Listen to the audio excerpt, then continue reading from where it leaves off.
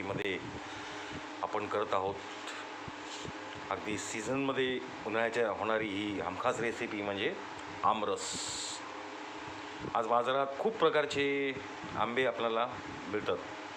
पायरी असेल, बदाम असेल, केशर असेल, अजून भरपूर प्रकारचे. पण हा जो आंबा मी आणलेला आहे हा आहे मल्लिका, याचं नाव आहे मल्लिका प्रकारातला आंबा आहे हा. ह्याची वैशिष्ट्य असं आहे की या आंब्यामध्ये कोय जी असते आंब्याची ही खूप चपटी असते, बारीक, आणि रस हा भरपूर प्रमाणामध्ये या आंब्यामध्ये असतो. आणि हमखास हा आंबा अतिशय गोड असतो, म्हणजे आपल्याला साखर या रसामध्ये खूप कमी लागते.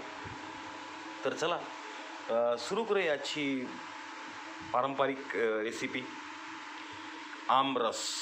मस्त खा आणि स्वस्थ राहा आणि बघत राहा अकूज किचन. आपल्याला आधी या आंब्याला आता पूर्ण चिरून घ्यायचं आहे आणि त्यातला जो रस आहे तो आपण आता एक मिक्सरच्या भांड्यामध्ये काढून घेऊया.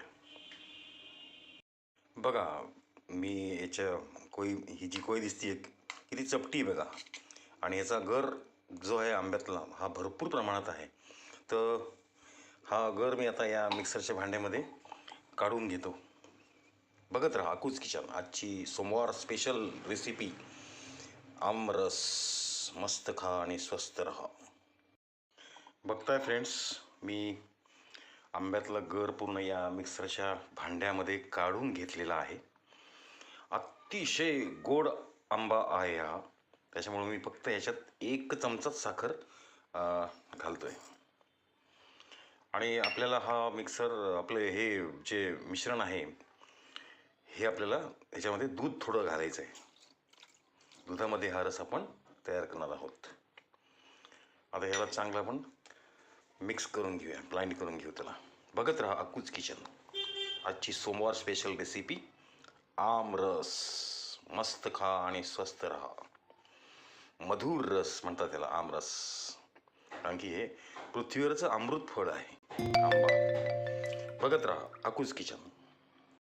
बघताय फ्रेंड्स, फायनली आपला आमरस तयार आहे. ह्याला आता बाउलमध्ये आपण काढून घेऊया. बघत राहा अकूज किचन. फ्रेंड्स, बघताय मधुर आमरस इज रेडी टू इट.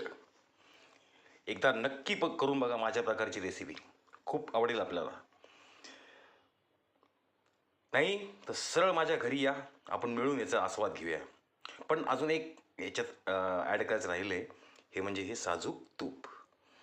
साजूक तूप ॲड केल्यानंतर ह्याची चव अतिशय सुंदर होऊन जाते. आता हा रस खूप छान झालेला आहे. आता या, नक्की या. मी आपली वाट बघतोय. आपण मिळून याचा आस्वाद घेऊया. खूप खूप धन्यवाद आणि मनपूर्वक आभार. बघत राहा अकूज किचन.